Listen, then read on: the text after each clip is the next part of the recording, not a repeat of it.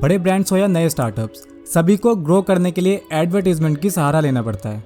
Poster, billboard, newspaper, TV commercial, internet ads, इन सभी की मदद से कोई भी ब्रांड हमें अपनी तरफ अट्रैक्ट करता है और प्रॉफिट बनाता है। हम चारों तरफ से इन एड्स से घिरे हुए हैं। हमें क्या खाना है, क्या पहनना है, कौन सी कार अच्छी है, कौन सा मोबाइल, कौन सा लैपटॉप अच्छा है, हमारे हर डिसीजन को कंट्रोल करते हैं ये एड्स। एड्स कंज्यूमर को बिजनेस तक और बिजनेस को कंज्यूमर तक पहुंचने में हेल्प करते हैं। लेकिन प्रेजेंट टाइम में ये रिलेशन बस यहीं तक सीमित नहीं रह गया। अब इन एड्स का निगेटिवली यूज़ किया जाने लगा है कंज्यूमर को परसुएट करने और प्रॉफिट बनाने के लिए। आज की इस वीडियो में हम आपके साथ शेयर करेंगे कि कैसे ब्रांड्स आपको बेवकूफ़ बनाकर, आपको नुकसान पहुंचाकर प्रॉफिट बनाते हैं। तो आइए बात करते हैं आज के इस टॉपिक की और शुरू करते हैं आज की ये वीडियो।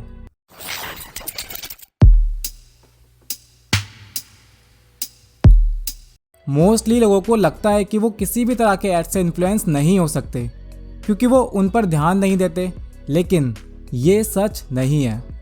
जाने अनजाने ये एड्स आपके हर डिसीजन को अफेक्ट कर ही देते हैं। आपने ध्यान दिया होगा कि टीवी पर जितने भी टोबैको रिलेटेड प्रोडक्ट्स के ऐड आते हैं उसमें वो कभी भी अपने रियल कंज्यूमर्स को नहीं दिखाते।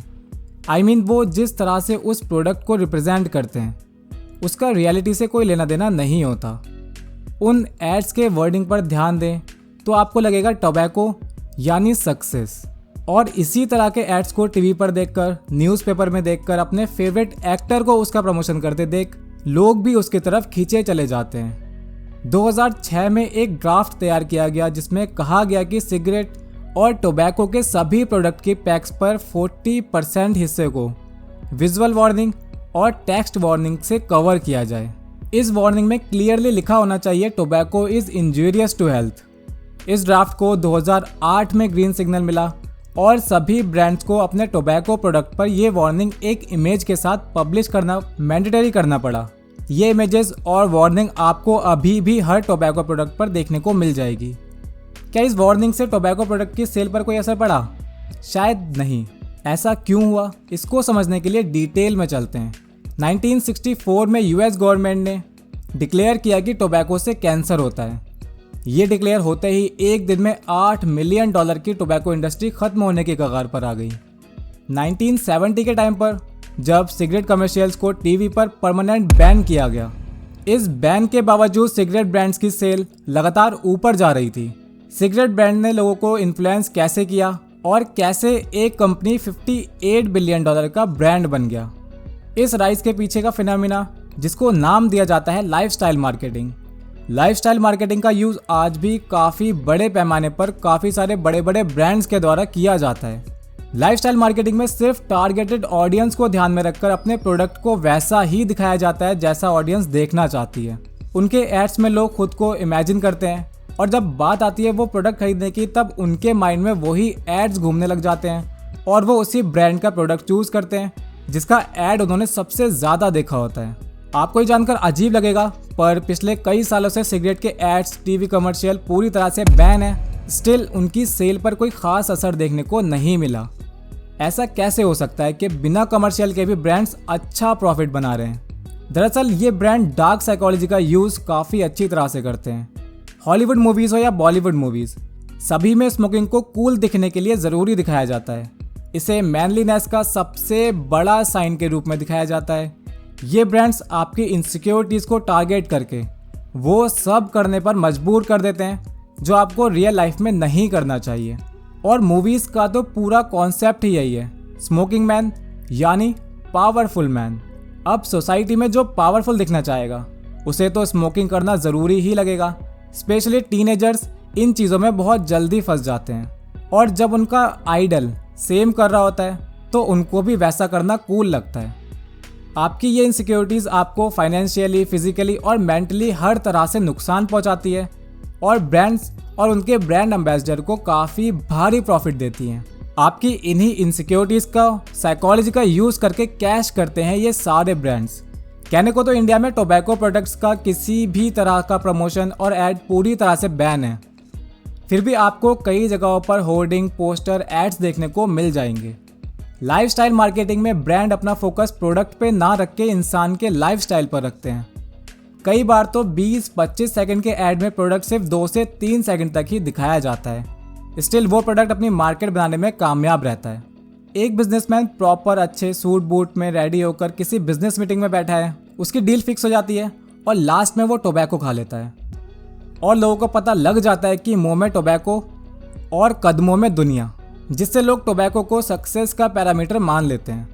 अब बात आती है कि जब टोबैको के हर प्रोडक्ट के 40 से 50% पैक पर वार्निंग और इमेज प्रिंट होके आती है, तब भी वो कंज्यूम करना क्यों नहीं छोड़ते। उस पर लिखा होता है कि इससे आपकी जान भी जा सकती है, तब भी लोग उसे खरीदना बंद क्यों नहीं करते। इसका सबसे पहला और सबसे सिंपल सा रीज़न है एडिक्शन। एडिक्शन को साइड में रखते हैं, दूसरे रीज़न पर आते हैं। दूसरा रीज़न है परसेप्शन। इसको समझने के लिए साइकोलॉजी की एक स्टडी का सहारा लेते हैं। ब्रिस्टल यूनिवर्सिटी में बायोलॉजिकल साइकोलॉजी प्रोफेसर मार्कस मोनेफो और यूनिवर्सिटी ऑफ स्टिर्लिंग के लिंडा बॉल्ड ने एक स्टडी कंडक्ट की। पिछले कुछ सालों में वो नोटिस कर चुके थे कि सिगरेट ब्रांड्स की पैकिंग और डिज़ाइन की वजह से उनके सेल्स में अनबिलीवेबल ग्रोथ हुई है। इसी बात को ध्यान में रखते हुए उन्होंने 43 लोगों पर एक स्टडी कंडक्ट की, जिसमें नॉन स्मोकर्स, लाइट स्मोकर्स और डेली स्मोकर्स थे। इस स्टडी में उन्होंने यूके की टॉप 10 पॉपुलर ब्रांड्स के सिगरेट के पैक रखे और कुछ पैक पूरी तरह से प्लेन थे, जिसपे किसी भी ब्रांड का कोई नाम नहीं लिखा हुआ था।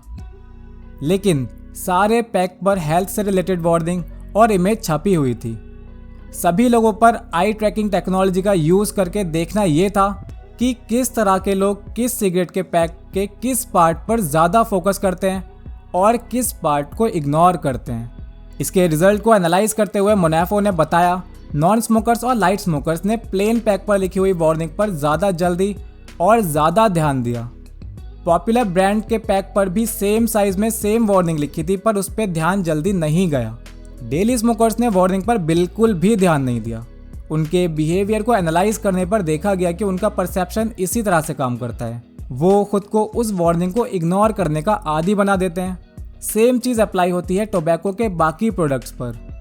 वो जब टीवी कमर्शियल में, पोस्टर में, बिलबोर्ड पर उस ब्रांड के नाम को बार बार देखते हैं, तो वो प्रोडक्ट खरीदते हुए उन्हें ऐसा नहीं लगता कि वो कुछ गलत खरीद रहे हैं। टोबैको प्रोडक्ट्स ही नहीं, फेयरनेस क्रीम भी इसी लिस्ट में आते हैं। लोग एड्स देखकर ब्रांड पर कंप्लीटली ट्रस्ट करना शुरू कर देते हैं और उसके एडिक्टिव बन जाते हैं। लास्ट में हम आपसे बस यही कहना चाहते हैं कि अपनी इनसिक्योरिटी को किसी का प्रॉफिट ना बनने दें। अपनी इनसिक्योरिटीज़ और इम्परफेक्शन को छुपाने के लिए किसी और चीज़ का सहारा ना लें। इन प्रोडक्ट्स का यूज़ करने की जगह आप अपने अंदर नॉलेज और स्किल्स को डेवलप कीजिए और ख़ुद को मेंटली और फिजिकली हेल्दी रखिए। वीडियो अगर आपको हेल्पफुल लगी हो तो इसे उन लोगों के साथ शेयर ज़रूर करें जिसको इसकी ज़रूरत है। वीडियो को लाइक कीजिए और कमेंट करके हमें बताइए कि आपको क्या लगता है कि सबसे ज़्यादा ब्रेन वॉश किस प्रोडक्ट के एड्स करते हैं। तो बस आज की इस वीडियो के लिए इतना ही। हम मिलेंगे आपसे एक नई वीडियो में। Thanks for watching.